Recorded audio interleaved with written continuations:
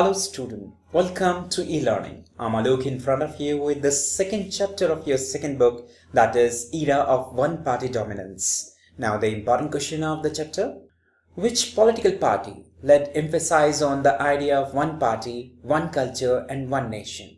कौन सी ऐसी political party थी जिसने one party, one culture and one nation के ऊपर जोर दिया? That was भारतीय Jansangh. Which political party of India had leaders like A.K. Gopalan, E.M.S. Namuruddin and S.A. Dangar, that is Communist Party of India? Who was the founder of Bharatiya Janasangh? Shyam Prasad Mukherjee in 1951. In which year was the Election Commission of India set up? किस साल में Election Commission of India को set up किया गया? And who was the first Chief Election Commissioner of India? और पहला भारत का Chief Election Commissioner of India कौन था? It was 25 January 1950, Sukumar Sen. Name the founder president of the Congress Socialist Party. Congress socialist party का जो founder member था वो कौन थे, फाउंडर कौन थे? And what name was given to this party after 1948? 1948 के बाद इसको क्या नाम दिया गया? The founder president of the Congress socialist party was Acharya Narendra Dev and after 1955 और 1955 के बाद it came to be known as socialist party. इसे सोशलिस्ट पार्टी के नाम से जाना गया. Differentiate between one party dominance and one party system. One party dominance refers to the representation on behalf of popular consensus along with free and fair election. Congress in India is the example for that, whereas one party system refers representational based on malpractices, fraud, etc. to ensure winning of a particular party. When and why was electronic voting machine used in India? Bharat में कब और क्यों voting machine को use किया गया भारत के अंदर? First time the electronic voting machine was use in India in 1990. 1990 में सबसे पहले वोटिंग मशीन यूज की गई for the first time for more accuracy, ताकि एक्यूरेसी बनी रहे एंड फेयर डीलिंग हो सके while counting as well as it helps to check both capturing and other malpractices. How did socialist party originate? Socialist parties का जन्म कैसे हुआ? The founder president of the Congress Socialist Party was Acharya Narendra Dev, and after 1955 it came to be known as Socialist Party. Define faction. Faction are the group. Faction वो groups होता है जो form किया जाता है in the party only. Party के अंदर ही बनकर तैयार होता है. Example, coalition made in Congress created various faction. Congress के अंदर बहुत सारे फैक्शन बनकर तैयार हुए which were based on either ideological, जो अलग अलग आइडियोलॉजिकल के ऊपर बेस्ड थे, कंसिडरेशन एंड पर्सनल एम्बिशंस के ऊपर बेस्ड थे. When and by whom PRI was founded? PRI कब और किसके द्वारा फॉर्म किया गया? The institutional revolutionary party, that was PRI, was founded in 1929.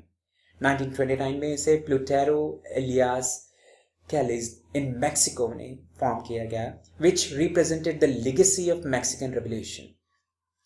How did the dominance of Congress Party in first three general election help in establishing a democratic setup in India? जो first three election हुए Congress party के, उन्होंने किस तरीके से यहाँ democratic setup को establish किया भारत के अंदर? The first general election was the first big test. ये सबसे बड़ा टेस्ट था of democracy in a poor and illiterate country, because हमारा देश बहुत गरीब था और illiterate था. Until then, democracy had existed only in the prosperous country, क्योंकि democracy जो थी केवल prosperous countries, rich countries के अंदर ही मौजूद था. By that time, many countries in Europe had not given voting rights to all women. यहाँ तक कि कई यूरोपियन कंट्रीज ने अपने देशों में वुमेन्स को वोटिंग राइट्स भी नहीं दिए हुए थे. In this context, India's experiment with the universal adult franchise appeared very bold and risky. और भारत ने सबसे पहले यूनिवर्सल एडल्ट फ्रेंचाइज को अपनाया, जो कि एक बहुत बड़ा बोल्ड और रिस्की कदम था. And India's general elections of 1952 became a landmark. और 1952 में जो पहला इलेक्शन हुआ वो एक लैंडमार्क साबित हुआ in the history of democracy, जिसने एक इतिहास रचा ऑल ओवर द वर्ल्ड, पूरी दुनिया के अंदर. It was no longer possible to argue और अब जरूरी था इसके ऊपर ज़्यादा बहस की जाए that democratic elections could not be held on a conditions of poverty or lack of education. अब ये नहीं कहा जा सकता कि गरीब देशों में या जहाँ पॉवर्टी है और इलिटरेसी है वहाँ डेमोक्रेसी रन अप नहीं की जा सकती. It was no longer.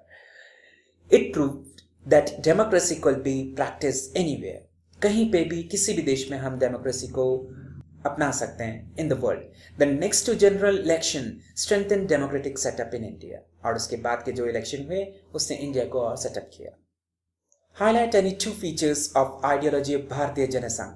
भारतीय जनसंघ की दो मेन आइडियोलॉजीज क्या थी? भारतीय Jansangh laid emphasis on ideology of one country, one culture and one nation. भारतीय जनसंघ का पहला फोकस जो था वो था वन कंट्री के ऊपर, वन कल्चर के ऊपर एंड वन नेशन के ऊपर. Bharatiya Jansangh call for reunity of India and Pakistan in Akhand Bharat. और उनका दूसरा सबसे महत्वपूर्ण ये था दोबारा से हिंदुस्तान और पाकिस्तान एक होकर एक अखंड भारत का निर्माण करें. Explain the major differences of ideology between that of Congress and भारतीय जनसंघ. वो कौन से डिफरेंसेस थे, आइडियोलॉजीज कौन सी थी जिसमें भारतीय जनसंघ और कांग्रेस के अंदर डिफरेंसेस आए. The major differences of ideologies between Congress and भारतीय जनसंघ was that भारतीय Jansangh emphasized on one party country. भारतीय जनसंघ जो था वन पार्टी कंट्री के ऊपर ज़्यादा फोकस कर रहा था, वन कल्चर के ऊपर एंड वन नेशन के ऊपर. एग्जाम्पल अ हिंदू नेशन और Hindutva. whereas Congress form ideological and social coalitions accommodating social diversity. जहाँ पर कांग्रेस जो था ये उसकी आइडियोलॉजिकल जो थी that is based on social coalition. State any two ideologies of the स्वतंत्रता पार्टी. स्वतंत्रता पार्टी की दो आइडियोलॉजीज क्या थी? That was first, the party believed that prosperity could come only through the individual freedom. हर एक की आज़ादी के साथ ही प्रॉस्पेरिटी देश के अंदर आ सकता है. And this party was against land selling. और लैंड सेलिंग के खिलाफ थी ये पार्टी in agriculture and opposed to cooperative farming. How has the method of voting change from the first general election of 1952 to the general election of 2004? किस method के जरिए जो वोटिंग था वो चेंज हुआ जनरल इलेक्शंस 1952 का और 2004 का. In the first general election, a box was placed inside each polling booth. First general election में एक बॉक्स रख दिया जाता था हर पोलिंग बूथ के अंदर for each candidate, हर एक कैंडिडेट के लिए with the election symbol of the candidate, जिसमें कैंडिडेट के इलेक्शन सिंबल मौजूद होते थे. Each voter was given a blank ballot paper और हर कैंडिडेट को एक बैलेट पेपर दिया जाता था to drop into the box ताकि वो उस पेपर को बैलेट बॉक्स के अंदर डाल सके. They wanted to vote for, जिसको वो वोट करना चाहते हैं. And after first two election, और पहले दो इलेक्शन के बाद this method was changed. ये मेथड बदलने लगा. Now ballot paper carried the names and symbol. अब उनके नाम थे और सिंबल्स थे of कैंडिडेट्स के.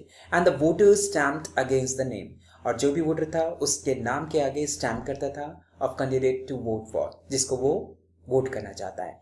इन 2004 electronic voting machine were introduce. 2004 में ईवीएम इंट्रोड्यूस की गई टू प्रेस द बटन, और उसमें बटन प्रेस किया जाना था according to the choice of the voter, जिसमें वोटर अपनी चॉइस से बटन प्रेस करके उस कैंडिडेट को वोट कर सकता था जिसे वो वोट करना चाहता है और जिस पॉलिटिकल पार्टी को वो वोट करना चाहता है. When was Communist Party emerge? कब कम्युनिस्ट पार्टी बनी? The Communist Party emerged in 1920. 1920 में ये पार्टी बनकर तैयार हुई in different parts of India. It took the inspiration from Bolshevik Revolution in Russia.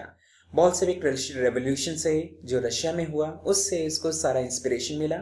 And the important leader of CPI were A.K. Gopalan, S.A. Dange, E.M.S. नामरुद्दी पर, P.C. Joshi, Ajay Ghosh, etc. India's experiment with universal adult franchise appeared very bold. Bharat के अंदर universal adult franchise का use जो हुआ वो काफी bold और risky था. Justify the statement. Because first, countries vast size, देश का जो आकार था वो बहुत बड़ा था, and electrodes made this election unusual. Second, the year 1952, it was a big test for poor in illiteracy country. Third, Till then, democracy had been existed only in the prosperous country. तब तक केवल जो prosperous countries थे, nations थे, वहीं पे democracy मौजूद थी. In Europe and Northern America, where everyone was almost literate. Mention the aims and goals of Socialist Party of India. Bharat की Socialist Party के main aim और goal क्या थे? Why the party could not prove itself as an effective alternative to the Congress? और ये party क्यों नहीं एक alternative बन सकी कांग्रेस की? Aims and goals of Socialist Party of India is the Socialist Party believed in the ideology of democratic socialism to be distinguished from Congress and communists both. It criticized Congress for ignoring the worker and peasant. Congress को इसने काफी criticise किया because worker और peasant को ये ignore कर रहे हैं. It became difficult for the socialist party to prove itself, और ये प्रूव करना उसके लिए काफी मुश्किल हो गया as an effective alternative to Congress, कि वो कांग्रेस का एक अल्टरनेटिव बन सके. Because Congress party declared its goal to be socialist pattern of society in 1955. What were the reason for dominance of one party system in India? क्या कारण था कि one party dominance भारत में बना रहा? Congress was identified with the freedom struggle. Congress जो था India के अंदर freedom struggle से अच्छे से जाना जाता था for building national unity, जिसने देश में एकता बना के रखी and solidarity. Congress was associated with Mahatma Gandhi. Mahatma Gandhi का नाम कांग्रेस के साथ जुड़ा हुआ था. And it had a broad based manifesto to include the various section of society. और इसके अंदर सोसाइटी का एक बहुत बड़ा सेक्शन शामिल था. Congress bore a popular appeal of chauvinistic leader like Mahatma Gandhi, Jawaharlal Nehru, Sardar Patel, Indira Gandhi etcetera. जितने भी chauvinistic लीडर थे सारे कांग्रेस के अंदर मौजूद थे.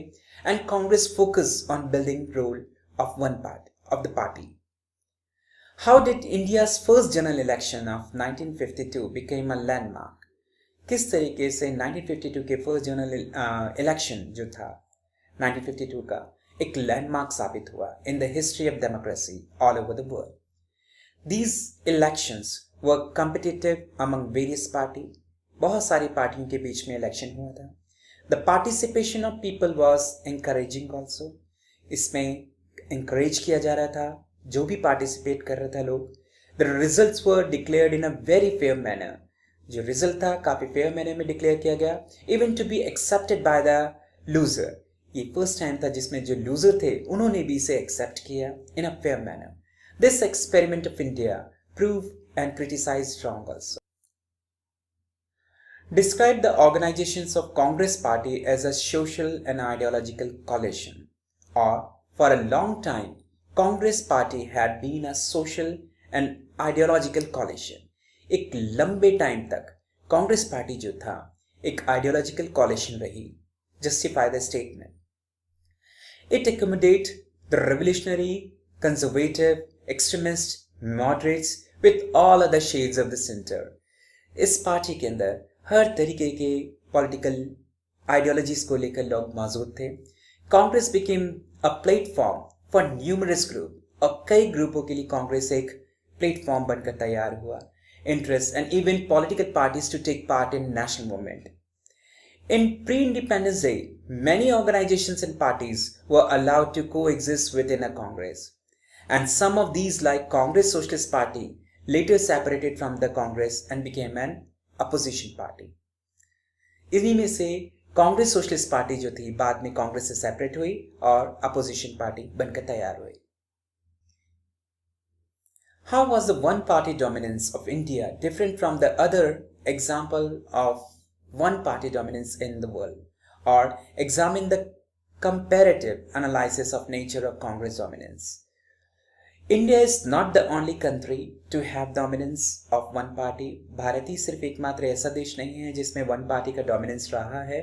But we have some other examples also for the same. But the dominance of one party in India does not compromise democratic spirit of constitution. लेकिन one party dominance ने यहाँ पर डेमोक्रेटिक स्पिरिट को कभी भी ठेस नहीं पहुंचाई. Whereas the other nations have compromised it.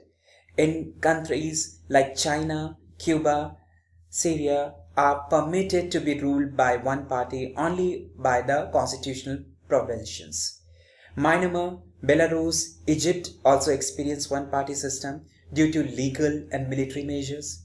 In India, Congress dominance on behalf of free and fair elections based on democracy, where the losing of other party is also fair. This is the video of second chapter of your second book. If you like it, press the like button and subscribe the channel. Thank you.